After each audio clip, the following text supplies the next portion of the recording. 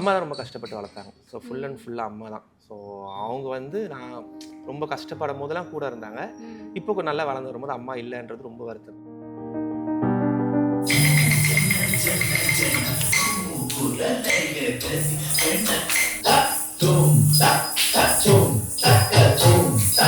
எளிய மக்களுக்கு நீங்க போயிட்டு தாத்தைலாம் சொன்னா கண்டிப்பா புரியாது. அவங்களுக்கு ஒரு ஆடல் கலைய சாங்கும் மறந்திருந்து பார்க்கும் பாட்டு போட்டா மட்டும்தான் இது பரதநாட்டியம் தெரியும். அவங்க கிட்ட போய் தாத்தைன்னு ஆடிட்டு இருந்தீங்கன்னா ஏஞ்சி தூங்கிடுவாங்க, இல்லை ஏஞ்சி போயிடுவாங்க.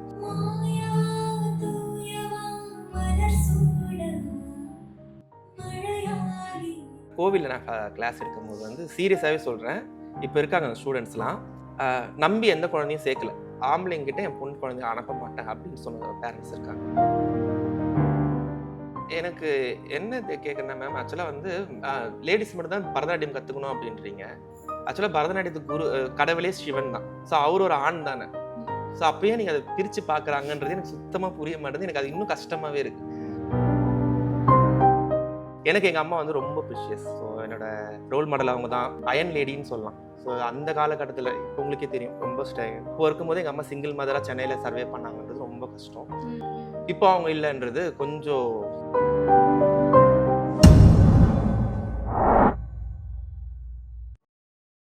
டான்ஸ் கிளாஸ்க்குள்ளே என்டர் ஆகும்போதே பார்த்தீங்கன்னா கோவிலுக்குள்ளே ஒரு என்டர் ஆகுற மாதிரி அந்த ஒரு நல்ல வைப்ரேஷன், இந்த சாங்கு பசங்க எல்லாம் ப்ராக்டிஸ் பண்ணிகிட்டு இருந்தாங்க. ஸோ அவங்கள டிஸ்டர்ப் பண்ணி தான் நம்ம இந்த இன்டர்வியூ எடுக்கிறோம். சொல்லுங்கள் ப்ரோ, எப்படி இந்த கிளாஸ் வந்து பார்த்தீங்கன்னா ரொம்ப அழகாக பண்ணியிருக்கீங்க. ஸோ நீங்களே எல்லாமே பண்ணுன்னு சொல்லியிருந்தீங்க, அதை பற்றி சொல்லுங்கள்.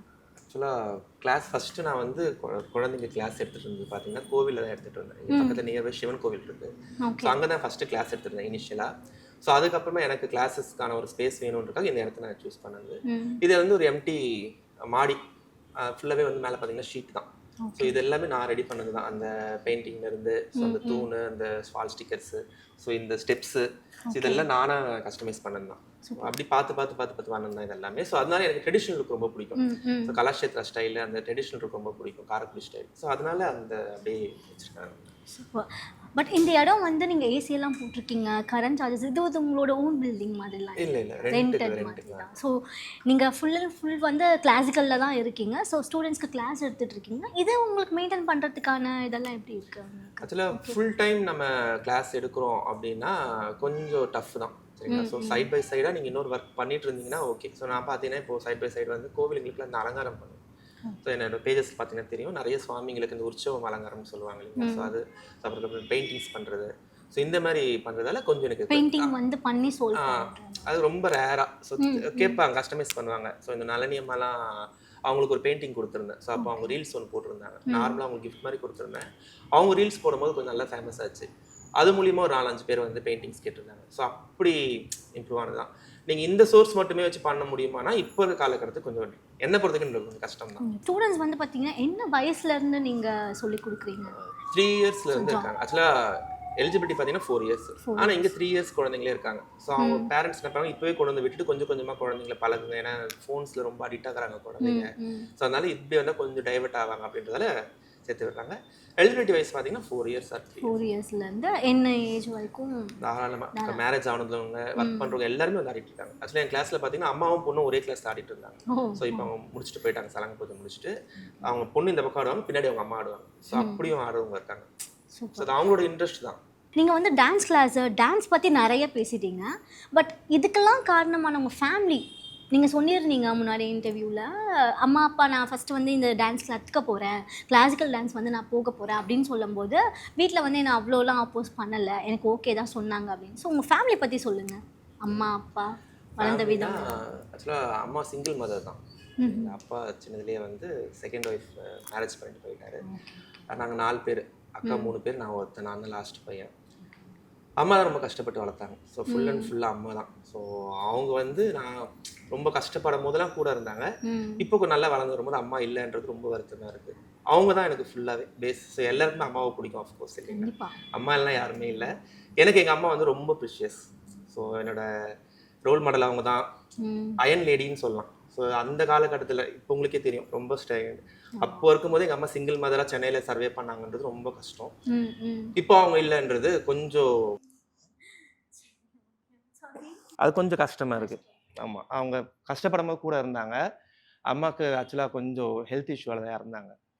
அந்த அம்மா இறந்து ஒரு 4, 5 இயர்ஸ் ஆகுது. ஸோ அவங்க இருக்கிற வரைக்குமே எனக்கு அந்த பேம்பர் அந்த மாதிரி இருந்தாங்க. அவங்க போனதுக்கப்புறம் தான் எல்லாமே ரொம்ப புரிய ஆரம்பிச்சது. ஸோ இப்போ அவங்க இடத்த எனக்கு ஃபீல் பண்ணுறது யாருன்னா என் ஃப்ரெண்ட்ஸ் தான். அவங்க தான் ஃபுல் அண்ட் ஃபுல் எனக்கு சப்போர்ட்டிவாக இருக்கிறது ஃபுல்லாகவே என் ஃப்ரெண்ட்ஸ் தான். ஸோ ஃபேமிலி பேக்ரவுண்ட் பார்த்தீங்கன்னா யாருமே சப்போர்ட் கிடையாது. என் ஃப்ரெண்ட்ஸ் தான், என் 4 ஃப்ரெண்ட்ஸ் மட்டும் தான் எல்லாருக்கும் சப்போர்ட்டாக இருக்காங்க. ஸோ நம்ம வந்து இவ்வளோ பெருசாக ஒரு விஷயம் பண்ணிகிட்ருக்கோம். இதை ரன் பண்ணுறதுக்கு சில விஷயங்கள் நம்ம எக்ஸ்ட்ராவாக பண்ணுறோம். பட் நம்மளுக்கு இருந்தும் ஒரு நல்ல ஒரு பொசிஷன் நம்ம இன்னும் நல்ல பொசிஷன்லாம் இருக்கும். பட் இன்னும் கூட நம்ம ரெகக்னைஸ் ஆகலையே, நம்மளுக்குன்னு ஒரு ஸ்ட்ராங்கான ஒரு இடம் கிடைக்கலையே அப்படிங்கிற மாதிரி எப்பயாச்சும் தோணியிருக்கா உங்களுக்கு? கண்டிப்பாக நிறைய வாட்டி தோணுது. ஸோ அது எல்லாருக்குமே உள்ள ஒரு ஆதங்கம் இல்லைங்களா? நம்ம எவ்வளோ தூரம் நம்ம ஒர்க் பண்ணுறோம், உழைக்கணும்னாலே 4 பேர்த்துல ஃப்ரேம் ஆகணும், தெரியணும், அது ஒரு மரியாதைக்காக தான். ஸோ அது வந்து கிடைக்கலன்ற எனக்கு வருத்தம் இருக்குது.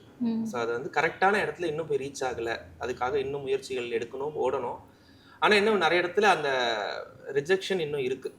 அந்த இவங்க பண்ணலாமா வேண்டாமான்ற ஒரு பாலிடிக்ஸ் மாதிரி உள்ளே இருக்குது வச்சுக்கோங்களேன். அது கிடைக்கலன்ற வருத்தம் எனக்கு இருக்குது.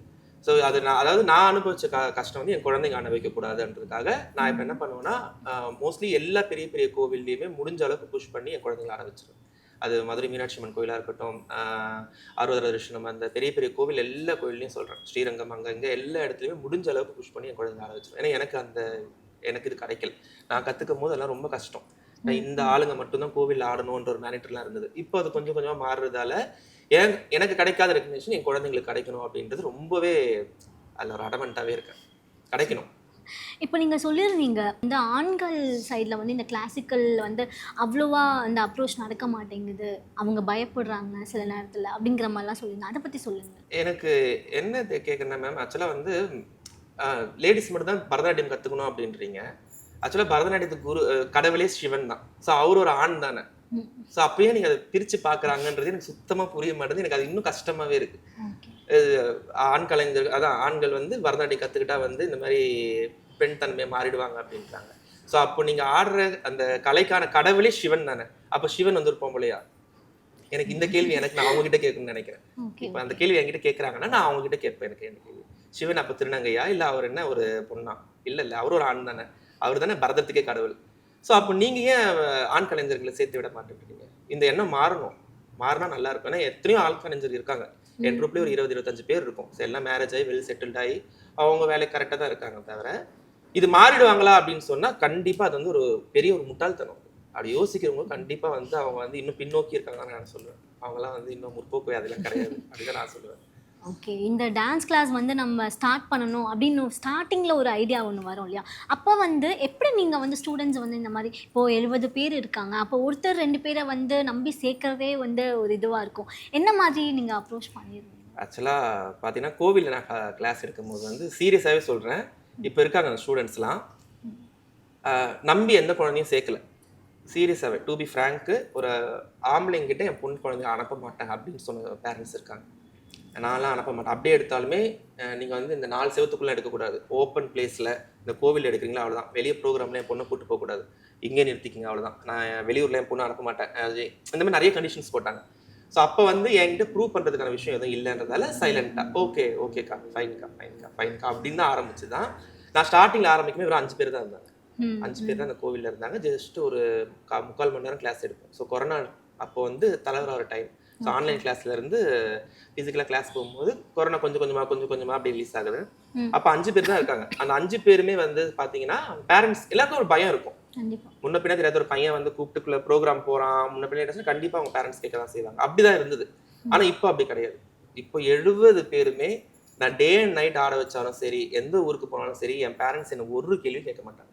நம்பி அனுப்புகிறாங்க. அதுக்கு ஒரே விஷயம் என்னென்னா, நான் அப்படி இருந்த விஷயமும் சரி, அவங்க என் மேலே காட்டின ஒரு நம்பிக்கையும் சரி, நான் இன்னும் அதை கெடுக்காமல் வச்சுருக்கேன். இது யாருமே கெடுக்கக்கூடாது. இது எனக்கு மட்டும் கிடையாது, எல்லாருக்குமே இந்த விஷயம் வரணும். ஸோ அப்படி நான் அந்த கஷ்டத்தை அனுபவித்தேன். இப்போ அந்த கஷ்டம் இல்லை. ஏன்னா நம்பி அனுப்புகிறாங்க. இப்படின்னு பார்த்தீங்கன்னா நீங்களே பார்த்தீங்கன்னா தெரியும். ஸோ லாக் பண்ணிட்டா எதுவுமே தெரியாது. ஆனால் இந்த மாதிரி இடத்துல கூட நம்பி அவங்க குழந்தைங்க ஒரு 2 மணி நேரம் அனுப்புகிறாங்க அப்படின்னா அது பேரண்ட்ஸோட பெருந்தன்மை. நிறைய பேர் பார்த்தீங்கன்னா இந்த சினிமா சாங்குக்கு எடுத்து நம்ம பரதநாட்டியம்லாம் மோஸ்ட்லி ஆட மாட்டாங்க, அந்த எக்ஸ்பிரஷன்ஸ் கொடுக்குறதோ இதுவோ பண்ண மாட்டாங்க. இது எங்கேருந்து ஸ்டார்ட் ஆச்சு? ஏன்னா சினிமா சாங்ஸ் வந்து கிளாசிக்கலுக்குன்னு ஒரு தனியாக சாங்ஸ் இருக்கும், அதில் தான் அந்த அபிநயம்லாம் நம்ம அந்த வேர்டிங்ஸ்க்கெலாம் பண்ண முடியும் அப்படிங்கிறது ஒரு இது இருந்தது இல்லையா? சினிமா பாட்டுக்கு இதை நம்ம பண்ணணும் அப்படின்ற தாட் எப்போ வந்தது? சொல்ல போனால் எனக்கு வந்து இளையராஜா ரொம்ப பிடிக்கும். அவர் பாட்டுனாலே தனியாக ஒரு இது இருக்கும். சில சமயம் வந்து வெறும் ஜதி இந்த ஸ்வரம் இதுக்கெல்லாம் ஆடாமல் சினிமா பாட்டுக்கு எக்ஸ்பிரஷன் பண்ணால் எப்படி இருக்கும் அப்படின்றது எனக்கு ரொம்ப நாளாக ஒரு தாட் இருந்தது. ஸோ இதை ஃபஸ்ட்டு ஆரம்பிக்கும் போது எல்லாருமே வேண்டான்னாங்க, அகெயின்ஸ்டாக தான் பேசினாங்க. இல்லை அது ஆடக்கூடாது, மோஸ்ட்லி ஆட மாட்டாங்க. அந்த மாதிரி சபாதிலே பார்த்தீங்கன்னா சினிமா பாட்டுலாம் ஆகட்டும் கிடையாது, வெறும் லைவ் ஆர்கெஸ்ட்ரா போனோம். அப்படி இல்லைன்னா வந்து ஒரு ஜதியோ ஸ்வரமோ ஒரு கீர்த்தனையோ கௌத்து இப்படி தான் ஆடுவாங்க தவிர எந்த ஒரு சினிமா பாட்டையும் சபாவில் அலோவ் பண்ண மாட்டாங்க. அப்படி இருக்கும்போது ஃபஸ்ட்டு நான் எடுத்து பண்ணும்போது என் ஃப்ரெண்ட்ஸே சொன்னாங்க, வேணாம் உன் பேர் கெட்டுடும், இது வந்து வெறும் நம்ம ட்ரெடிஷ்னலாக போனோம், அதுக்கப்புறம் பாரு சினிமா பாட்டு தாரான்னு சொன்னேன். அதுவும் ஒரு பாட்டு தான், நல்ல பாட்டு. சினிமா மூலியமா தான் எனக்கு பரதம்ன்றது தெரிய ஆரம்பிச்சது. சினிமாவே இல்லைன்னா உங்களுக்கு பரதம் எப்படி தெரிஞ்சிருக்கும்? கண்டிப்பா. ஸோ அதனால நான் என்ன பண்ணேன்னா ஃபர்ஸ்ட் வந்து தென்றல் வந்து என்னை தொடும்னு ஒரு பாட்டு வந்து பண்ணியிருந்தேன். அது வந்து சும்மா அப்படியே நான் போடலாம் அப்படின்னு சொல்லி போனேன். சரி வந்தா வரட்டும், எவ்வளோ நெகட்டிவ் வருதோ அவ்வளோதான் நம்ம ரீச் ஆகும் உங்களுக்கு தெரியும். சரி வந்தா வரட்டும் அப்படின்னு சொல்லி போட்டேன். ஆனால் அது போட்ட கொஞ்ச ஒரு 2 மில்லியன் வியூஸ் போய் நல்லா இது பண்ணி அதுக்கப்புறமா நிறைய பாட்டு போட ஆரம்பிச்சோம். ஸோ அதுக்கப்புறம் ரெக்வஸ்ட் பண்ணவே ஆரம்பிச்சாங்க நிறைய பேர். என்னோட கமெண்ட்ல பாத்தீங்கன்னா இந்த பாட்டை பண்ணுங்க, இந்த பாட்டு ஏஆர் ரஹ்மான் சாங் பண்ணுங்க, இந்த சாங் பண்ணுங்க. இப்போ எல்லாருமே நார்மலா பண்ண ஆரம்பிச்சிட்டாங்க. ஃபர்ஸ்ட் நான் பண்ணும்போது எல்லாரும் கருப்பு கொடி தூக்குனாங்க, இப்போ எல்லாரும் பச்சை கொடி தூக்கும் போது ஆச்சரியமா இருக்கு. அப்போ பேசுன வாய் என்னடா இப்ப இப்படி பேசுது அப்படின்னு சொல்லிட்டு வந்தா என்ன கேட்கறாங்க, டேய் நம்மளாம் சேர்ந்து ஒரு ரீல்ஸ் பண்ணலாமாடா? பண்ணலாம். சரி ஓகே பண்ணுவோம். ஆக மொத்தம் எப்படியோ போய் சேர்ந்தா சந்தோஷம். எளிய மக்களுக்கு நீங்க போயிட்டு தாத்தைலாம் சொன்னா கண்டிப்பா புரியாது. அவங்களுக்கு ஒரு ஆடல் கலைய சாங்கும் மறந்திருந்து பார்க்கும் பாட்டு போட்டா மட்டும்தான் இது ஓ பரதநாட்டியம் தெரியும். அவங்க கிட்ட போய் தாத்தைன்னு ஆடிட்டு இருந்தீங்கன்னா ஏஞ்சி தூங்கிடுவாங்க, இல்லை ஏஞ்சி போயிடுவாங்க. உண்மை. ஸோ அதனால சினிமா பாட்டுக்கு பரதநாட்டியம் பண்ணா தப்புன்றதுலாம் என்னோட தாட் கிடையாது. அந்த மாதிரி இருக்கவங்களுக்கு தயவு செய்து அதை மாத்திக்கிட்டா நல்லா இருக்கும். கண்டிப்பா. இப்போ வந்து நீங்க நிறைய செலிபிரிட்டிஸ்க்குலாம் வந்து கோரியோ பண்ணியிருக்கீங்க இல்லையா?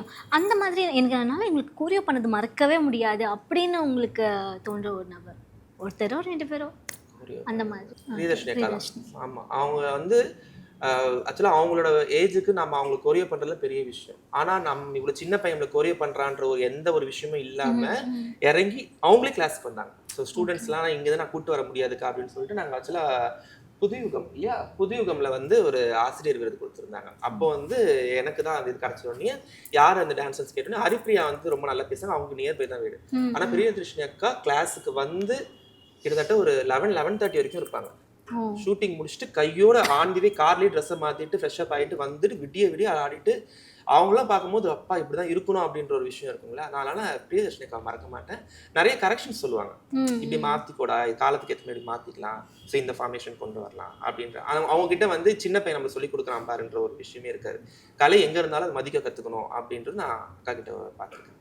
சூப்பர். ஸோ நிறைய விஷயம் ஷேர் பண்ணியிருக்கீங்க. எங்களுக்கே தெரியுது ஒரு டான்ஸ் கிளாஸ்னால் டக்குன்னு ஆரம்பிச்சிடலாம் போல், இது கற்றுக்கிட்டா இதை ஆரம்பிச்சிடலாம், ஒரு 4 ஸ்டெப் கற்றுக்கிட்டோன்னா டான்ஸ் கிளாஸ் ஆரம்பிச்சு அப்படிலாம் சில பேர்லாம் இருப்பாங்க. நீங்கள் வந்து அதை ரன் பண்ணணும், அதை வந்து ஒரு ஆள் சேர்க்குறதே வந்து ஒரு பெரிய விஷயம் இல்லை. ஒருத்தர் 2 பேர் நம்பி முதல்ல நம்மளை நம்பி அனுப்பணும்.